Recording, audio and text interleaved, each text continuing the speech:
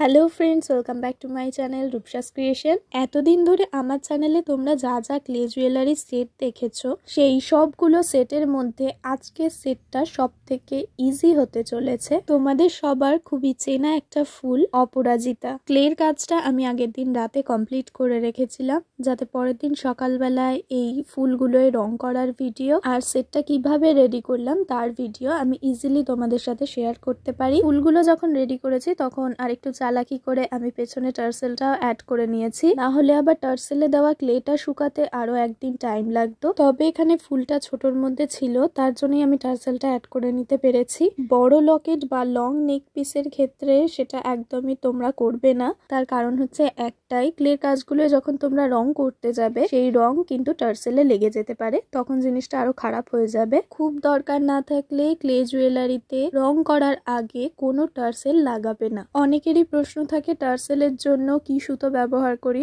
অবশ্যই ডলি সুতো ব্যবহার করবে তোমরা। ক্লে জুয়েলারিতে রঙের জন্য তোমরা ফেব্রিক বা ক্যামেল যে কোনো কালার ইউজ করতে পারো। অনেকে জিজ্ঞাসা করে থাকো আমি কত নাম্বার তুলি ইউজ করি। আমি একটা কথা বলবো, তোমাদের যেরকম কাজ করতে সুবিধা হবে, যেই তুলিতে কাজ করতে সুবিধা হবে তোমরা সেরকমই তুলি ইউজ করো। তুলি আর রঙের ব্যাপার আমি ক্লিয়ার করে দিলাম।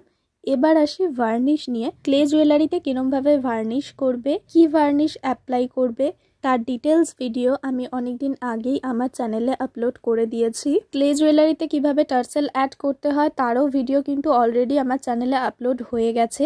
যারা ওই ভিডিওগুলো এখনো অবধি দেখোনি তারা এই ভিডিও ডেসক্রিপশন বক্সটা অবশ্যই চেক করে নিও, আমি ওখানে লিংক দিয়ে রাখবো। ফুলগুলো রং করা কমপ্লিট হয়ে যাওয়ার পর একটা তারের সাহায্যে আমি টার্সেলের ভেতরে কটন বল আর ব্ল্যাক কালারের একটা বিডস ঢুকিয়ে নিলাম, আর টার্সেলের দুদিকেই পুঁতিগুলোর পাশে আমি একটা করে গিট দিয়ে নিচ্ছি যাতে কোনোভাবে পুঁতিগুলো বেরিয়ে না যায়। এবার কানের গুলো একটা করে আমি গুঁজি দিয়ে দেব। এই সেটটা আমি ভার্নিশ করতে একদম ভুলে গেছিলাম। ভিডিওটা কমপ্লিট হয়ে যাওয়ার পর আমি পরে এটায় ভার্নিশ করে নিই। ভার্নিশ ছাড়াই এই সেটটার কমপ্লিট লুকটা আমি তোমাদের সাথে শেয়ার করছি। এই জুয়েলারি সেটগুলো নিয়ে কারোর যদি কোনো প্রশ্ন থেকে থাকে তাহলে অবশ্যই তোমরা আমাকে কমেন্ট করে জানিও, আমি চেষ্টা করব তোমাদের প্রশ্নগুলোর উত্তর দেওয়ার। ভিডিওটা ভালো লেগে থাকলে অবশ্যই একটা লাইক করে দিও। চ্যানেলে নতুন হয়ে থাকলে চ্যানেলটা অবশ্যই সাবস্ক্রাইব করে রাখো এরকমই নতুন নতুন জুয়েলারির ভিডিও পাওয়ার জন্য।